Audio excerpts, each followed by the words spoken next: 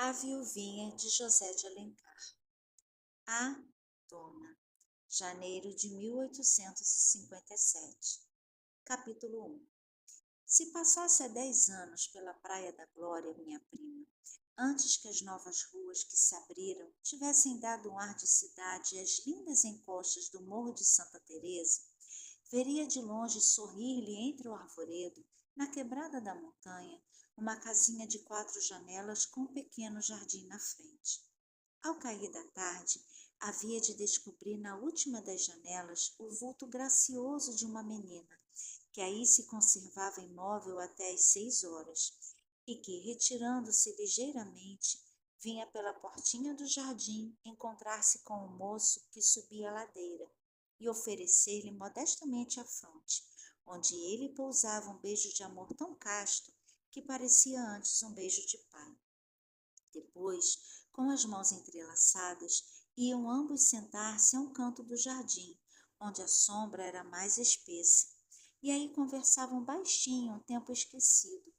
Ouvia-se apenas o doce murmúrio das vozes, interrompidas por esses momentos de silêncio em que a alma emudece, por não achar no vocabulário humano outra linguagem que melhor a exprima.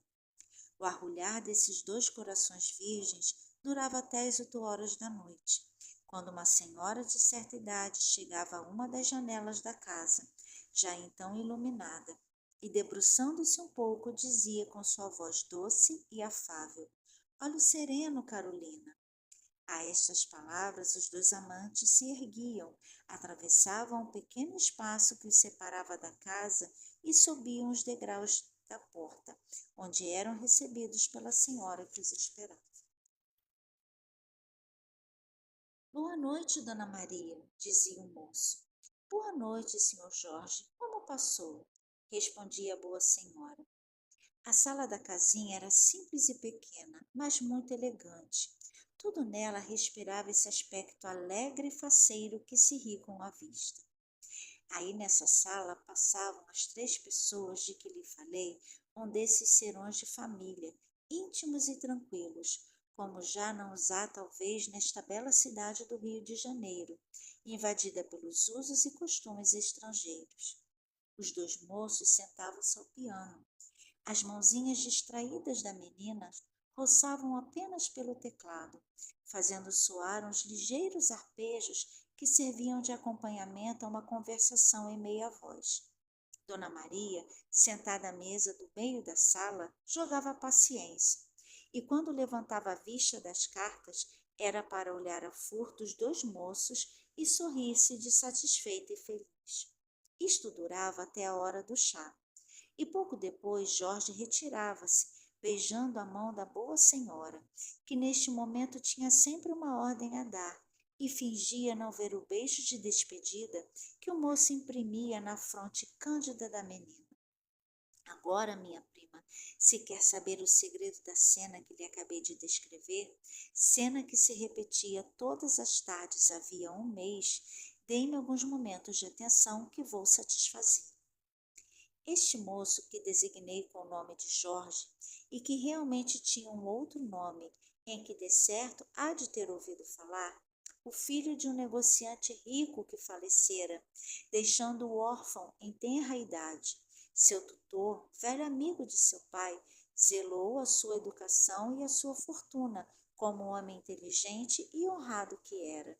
Chegando à maioridade, Jorge tomou conta de seu avultado patrimônio e começou a viver essa vida dos moços ricos, os quais pensam que gastar todo o dinheiro que seus pais ganharam é uma profissão suficiente para que se dispensem de abraçar qualquer outra. Temos, infelizmente, muitos exemplos dessas esterilidades a que se condenam homens que, pela sua posição independente, podiam aspirar a um futuro brilhante. Durante 3 anos, o moço entregou-se a esse delírio do gozo que se apodera das almas ainda jovens. Saciou-se de todos os prazeres, satisfez todas as vaidades. As mulheres lhe sorriram, os homens os festejaram. Teve amantes, luxos e até essa glória efêmera, auréola passageira que brilha algumas horas para aqueles que pelos seus vícios e pelas suas extravagâncias excitam um momento a curiosidade pública. Felizmente, como quase sempre sucede, no meio das sensações materiais, a alma se conservara pura, envolta ainda na sua virgindade primitiva. Dormira todo o tempo em que a vida parecia ter se concentrado nos sentidos, e só despertou quando, fatigado pelos excessos do prazer, gasto pelas emoções repetidas de uma existência desregrada, o moço sentiu o tédio e o aborrecimento, que é a última fase dessa embriaguez do espírito. Tudo que até então lhe parecera cor-de-rosa tornou-se insípido e monótono. Todas as mulheres que cortejara, todas essas loucuras que o excitaram, todo esse luxo que o fascinara, causavam-lhe repugnância. Faltava-lhe um quer que seja, sentia um vácuo imenso. Ele, que antes não podia viver senão em sociedade e no bulício do mundo, procurava a solidão. Uma circunstância bem simples modificou a sua existência. Levantou-se um dia, depois de uma noite de insônia, em que todas as recordações de sua vida desregrada, todas as imagens das mulheres que o haviam seduzido, perspassaram como fantasmas pela sua imaginação, atirando-lhe um sorriso de zombaria e de escárnio.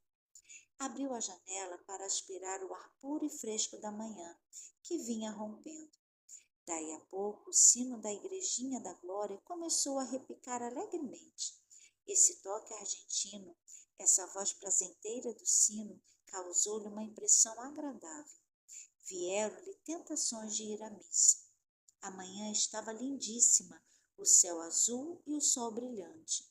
Quando não fosse por espírito de religiosidade, excitava-o a ideia de um pequeno passeio e belo passeio a um dos lugares mais pitorescos da cidade. Terminamos assim o capítulo 1.